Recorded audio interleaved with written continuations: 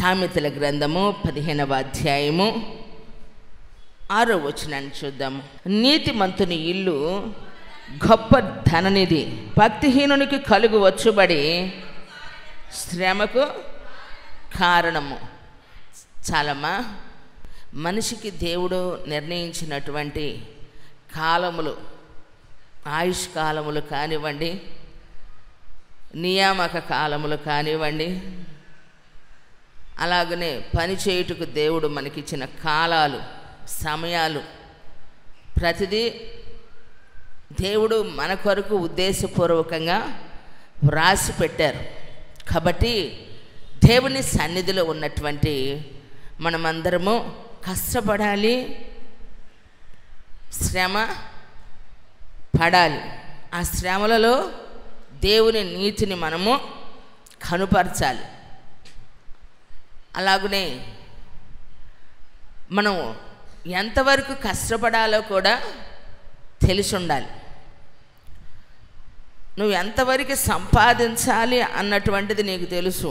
ఎందుకంటే ప్రతి మనిషి జీవితంలో ఇది కలిగి ఉండాలి, ఈ స్థాయికి నేను వెళ్ళాలి అని అనుకోవటంలో తప్పు లేదు. కానీ నువ్వు అనుకున్నటువంటి గురి, గమ్యం, స్థాయి ఏదైతే ఉందో అది నెరవేర్చబడాలి అని అంటే నువ్వు కష్టపడేటువంటి సమయాన్ని కూడా నువ్వు గమనించుకోవాలి. ఆ కష్టం కూడా ఏ విధంగా కష్టపడుతూ ఉన్నావు. దేవుడు, గవర్నమెంటు మనకు ఒక 8 గంటలు కష్టపడేదానికి సమయాన్ని ఇచ్చారు. ఇప్పుడు కొంతమంది డబుల్ డ్యూటీ చేస్తూ ఉన్నారు. ఎందుకంటే ఎక్కువ డబ్బులు వస్తాయి, డబుల్ పేమెంటు వచ్చింది. నువ్వు పేమెంట్ చూసుకుంటున్నావు కాబట్టి పెయిన్ ఎంత వస్తుందో తెలియట్లా నీకు. నువ్వు తట్టుకోగలిగినంత వరకు తట్టుకుంటావు. ఆ తరువాత నీ ఆరోగ్యం నీకు క్షీణించినప్పుడు నీకు మనసు తట్టుకోవాలని ఉన్నా నీ శరీరం నిన్ను సహకరించకపోవచ్చు.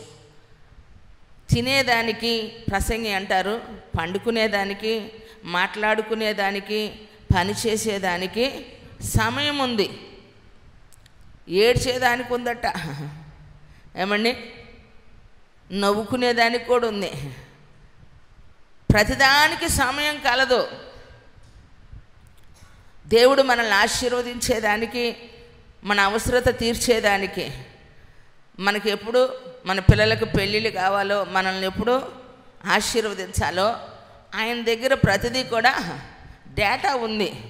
కానీ నువ్వేం చేసుకుంటావంటే నీ గడియారంలో ముళ్ళు నువ్వు తిప్పుకున్నంత మాత్రాన ప్రపంచంలో ఉన్నటువంటి సమయాన్ని నువ్వు మార్చలేవు. అది నీ గడియారంలో ముళ్ళు మాత్రమే తిరిగిద్ది. కానీ దేవుడు ఒక సమయం నీకు నిర్ణయించారు. అది నువ్వు చూడగలగాలి అని అంటే దేవుని లేఖనాలు నువ్వు తెలుసుకొని ఉండాలి. ఏదైనా ఒక దాన్ని నువ్వు అధిగమించాలి అని అంటే దాన్ని నువ్వు గూర్చి ముందు నీకు అర్థమయ్యి ఉండాలి. అలాగే దేవుని సన్నిధిలో ఉన్నటువంటి నీవు నీతిమంతుని ఇల్లు గొప్ప ధననిధి. నువ్వు గొప్ప ధననిధి కలిగినటువంటి ధనవంతుడుగా, కోటేశ్వరుడుగా, ఐశ్వర్యవంతుడుగా, శ్రీమంతుడుగా, ఆస్తిపరుడుగా నువ్వు ఉండాలని నువ్వు అహర్నిశలో కష్టపడుతూ ఉన్నావు. అయితే ఆ కష్టార్జితం ఆశీర్వాదకరంగా మార్చబడాలి. అది నీవు అనుభవించాలి. నీ పిల్లలకు ఆశీర్వాదాన్ని పంచిపెట్టాలి. కనుక ఆ కింద వ్రాయబడి ఉంది, భక్తిహీనునికి కలుగు వచ్చుబడి శ్రమకు కారణం. ఈరోజు సంపాదించుకుంటూ ఉన్నటువంటి నీవు దాని వలన నీవు ఆశీర్వాదాన్ని అనుభవించాలి. కానీ సంపాదన అయితే ఉంది కానీ ఆశీర్వాదం మాత్రం లేదు. నాకు తెలిసిన ఒక సహోదరు ఉంది, యునైటెడ్ స్టేట్స్లో గంటలకు ఒక అమౌంట్ ఉంటుంది.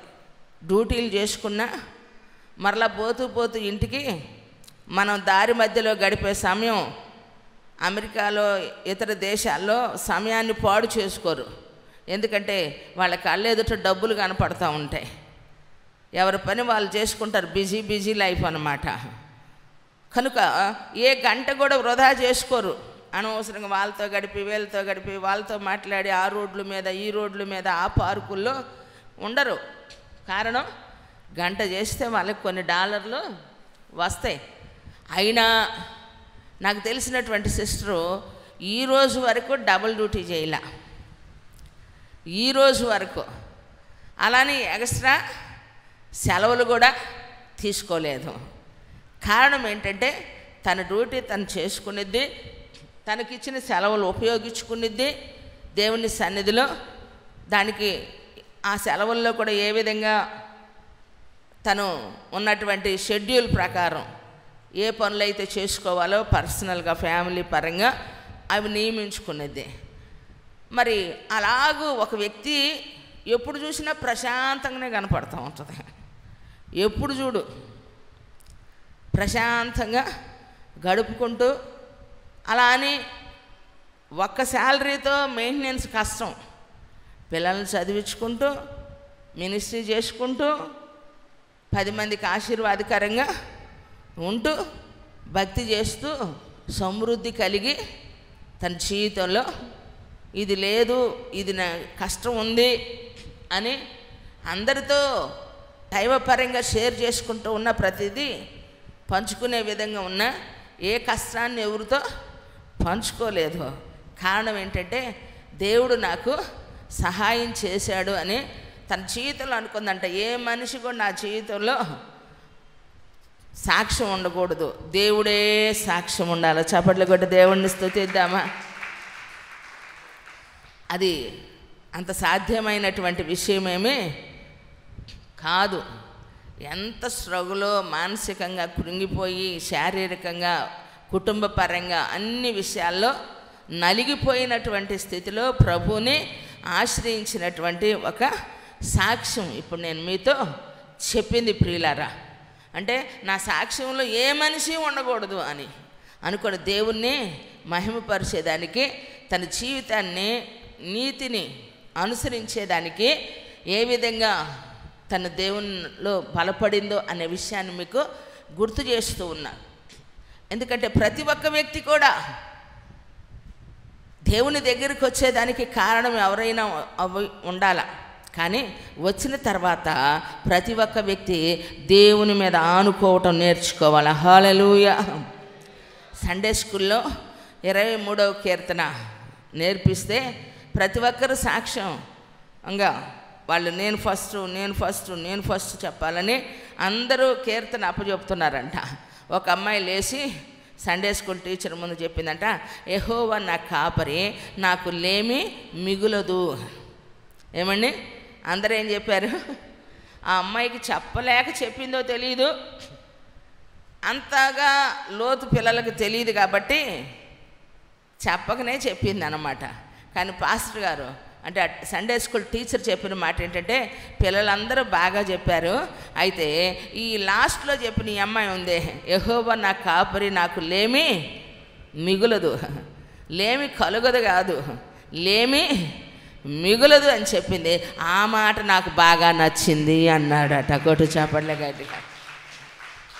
ఎందుకంటే ప్రియులరా, దేవుని సన్నిధిలో మనం ఉన్నాం కాబట్టి ఈరోజు మనకున్న అవసరతల కోసం, మనకున్నటువంటి పరిస్థితుల కోసం, మనము కావాలనుకున్నటువంటి వాటిని నెరవేర్చుకునే దానికోసం దేవుని సన్నిధిని నిర్లక్ష్య పెడుతూ ఉంటాం. ఏమండి దేవుని కార్యాలు నిర్లక్ష్య పెడుతూ ఉంటాం. ప్రార్థనా సమయాన్ని మనము దేవుని సన్నిధిని కనిపెట్టలేకపోతూ ఉంటాం. ప్రభువుని అడగాల్సిన సమయంలో మనం అడగలేకపోతూ ఉన్నాం. అందుకే పాటలు పాడేదానికి సమయం ఉంది, సాక్ష్యాలు చెప్పేదానికి సమయం ఉంది, ఆరాధనకి సమయం ఉంది, వాక్యానికి సమయం ఉంది. మరి ఏ సమయాన్ని కూడా మనము పోగొట్టుకోకూడదు. ఏ సమయంలో ఏది చేయాలో దాన్ని చేయాలి.